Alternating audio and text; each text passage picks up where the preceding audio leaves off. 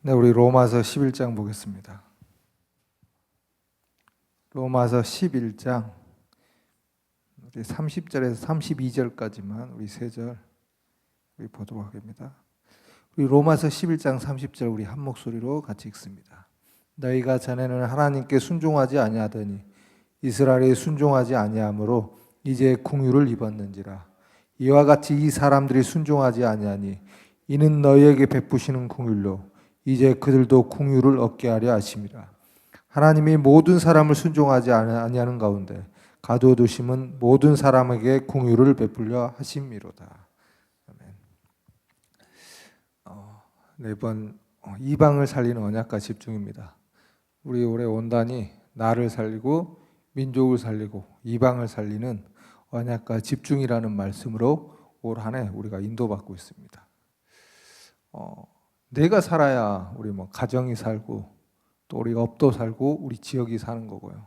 또 그래야 우리 민족이 살고 또 이방을 살릴 수 있는 것입니다. 그러면 도대체 우선은 나를 살리는 이 언약이 무엇입니까? 이 절대적인 언약, 나를 살린다는 이 언약이 무엇을 말합니까? 그것이 바로 우리 성경의 창세기에 잘 나와 있습니다. 창세기에 보면 아브라함이 창세기 3장 15절의 언약을 알았습니다. 그 창세기 3장 15절의 언약을 안 아브라함에게 하나님이 다시 말씀을 하신 것입니다. 그것이 무엇입니까? 그 여자의 후손이 태어날 지시한 땅, 가나안 땅으로 가라는 것입니다. 그 가나안 땅의 언약을 붙잡으면 하나님께서 너를 복으로 삼고 너를 통해서 천한 만민 살리시겠다. 이 언약을 아브라함에게 주신 것입니다. 이 언약이 이삭과 야곱과 요셉에게 주어진 것이 창세기입니다. 그런데 이 언약이 우리에게 동일하게 성취된다는 것입니다. 우리가 어떤 언약을 잡았느냐? 우리가 바로 여자의 후손의 언약을 알고 창세기 12장 1절 왜 가나안 땅 메시아 언약을 붙잡아야 하는지 그 이유를 우리가 안다면 아브라함의 그 가문에 성취된 그 언약이 우리에게 동일하게 성취된다는 것이 창세기입니다. 그리고 그 언약이 우리에게 성취된다는 것이 로마서에 나와 있습니다. 나를 살리는 언약은 다른 데 있지 않습니다.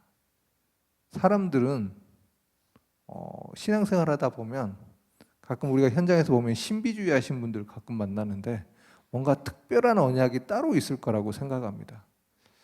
내가 어떤 문제가 잡혀 있다. 그럼 그 문제를 해결할 하나님의 특별한 계시가 따로 있다라고 생각을 합니다. 거기서부터 문제가 생기는 것입니다. 하나님은 그리스도 언약, 이 메시아 언약을 주셨습니다.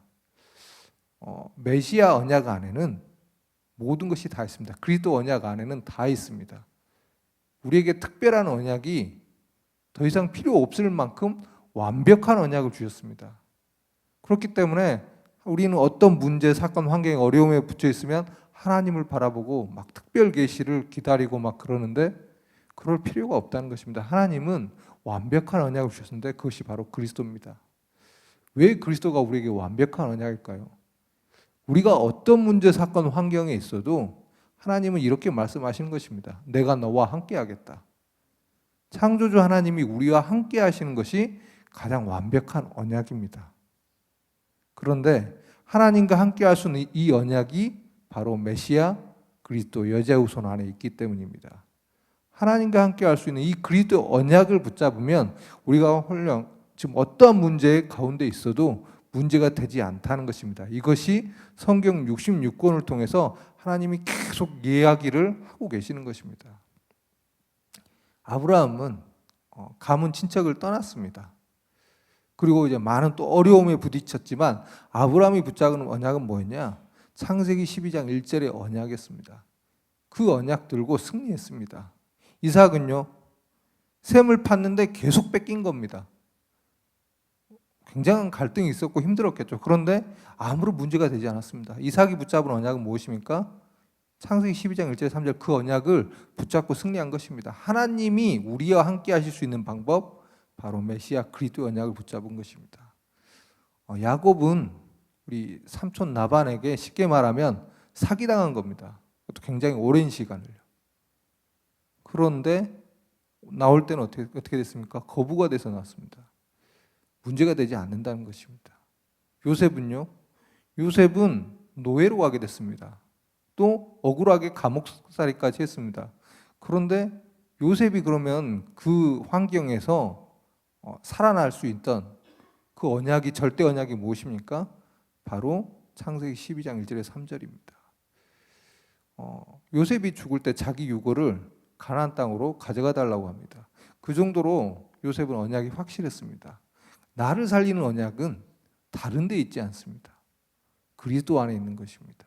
하나님이 우리와 함께하는 방법인 그리스도 안에 있습니다. 그럼 우리가 그 그리스도의 언약을 붙잡아야 되는 줄 믿습니다. 민족을 살리는 언약도 우리 모세오경을 통해서 말씀을 주셨는데 같습니다.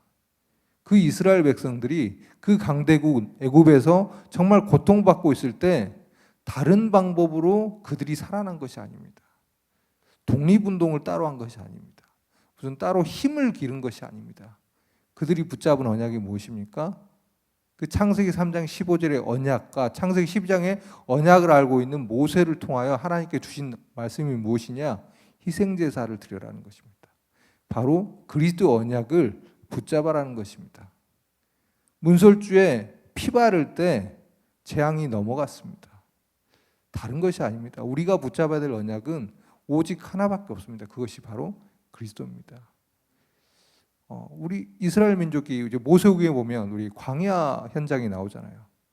광야 현장이 예수님 믿었는데 빠져나왔는데 애굽에서 빠져나왔는데 환경이 만만치 않은 것입니다.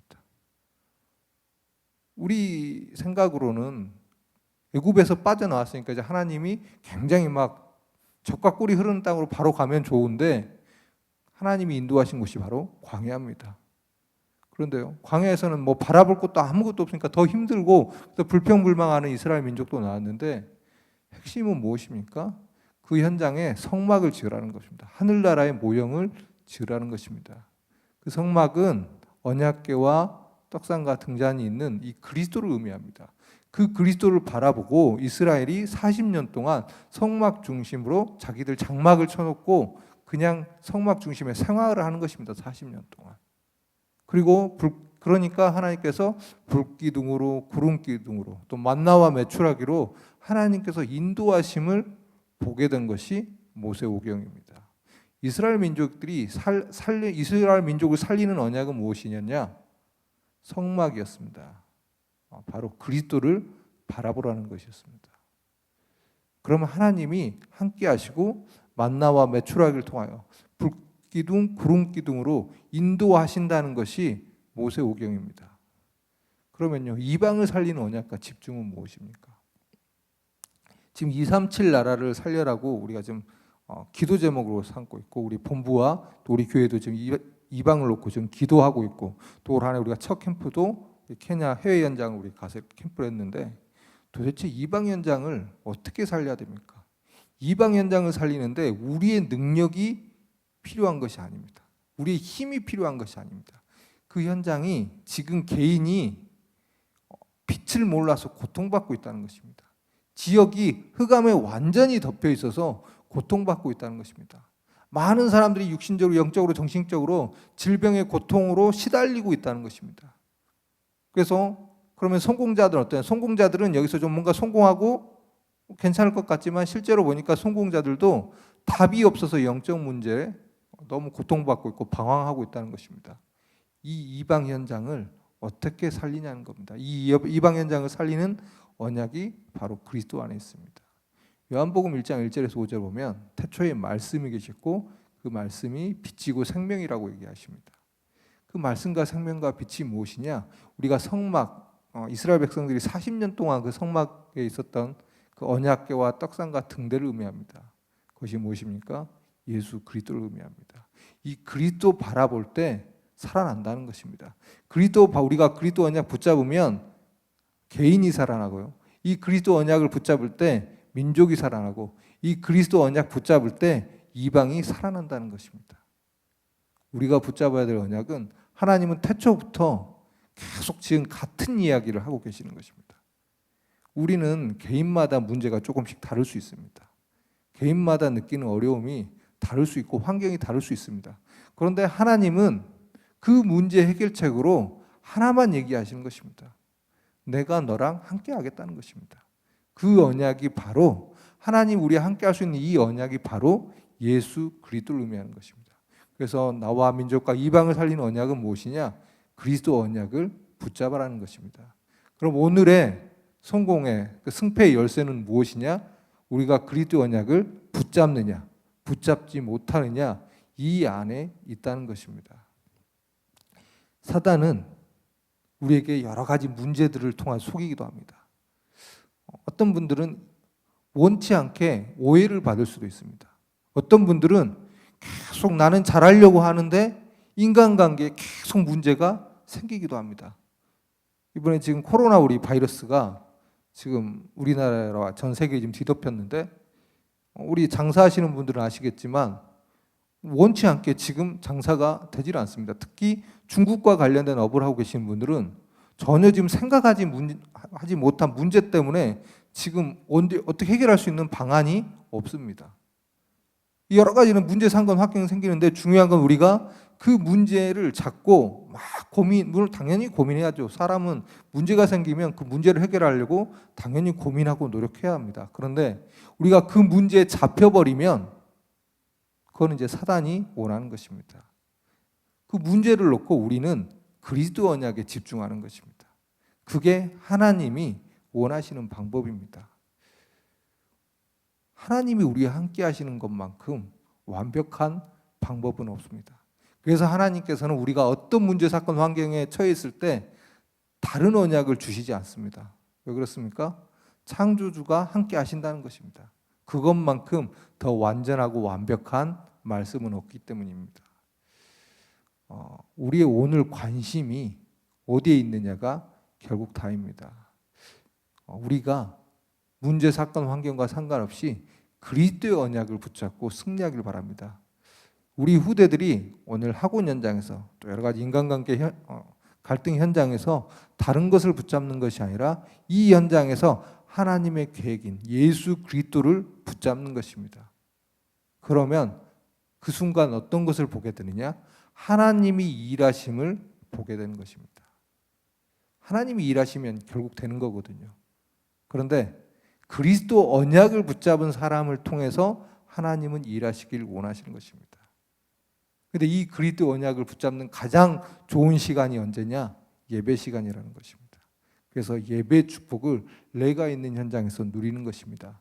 예배 축복은 내가 있는 현장에서 말씀 되시고 생명 되시고 빛 되신 그 그리스도를 바라보는 것입니다. 그것이 바로 예배입니다. 예배는 무엇이냐? 내 현장, 내 문제, 사건, 어려운 환경 현장에서 그 문제와 사건을 바라보는 것이 아니라 말씀과 생명과 빛 되신 그 주인공 되신 그리스도께 집중하는 것이 바로 예배 축복을 누리는 것입니다. 저와 우리 모든 성도들은 오늘 현장에서 어떤 어려움, 어떤 갈등, 어떤 사건 속에서도 내가 이 문제를 하나님께 내려놓고 문제는 하나님께 맡기고 우리는 그리스도를 바라봐야겠다. 이 언약을 붙잡고 오늘 하루 온전히 주님만 바라보며 또 하나님이 우리와 함께 하시는 그 축복을 누리는 오늘 최고의 하루가 되길 기도합니다. 자, 기도하겠습니다. 하나님께 감사드립니다. 하나님, 우리가 눈에 보이는 문제, 사건, 환경, 어려움, 인간관계 때문에 우리의 관심과 우리의 중심을 다른 데에 빼앗기지 않게 하여 주시옵소서. 하나님이 우리와 함께 하신 언약인 이 예수 그리스도의 언약으로 행복하고 이 그리스도를 바라보는 중에 이제는 하나님께서 우리를 통해서 일하심을 보는 최고의 하루가 되게 하시옵소서. 오늘 성령 충만한 가운데서 하나님의 인도받는 하루 되게 하시옵소서.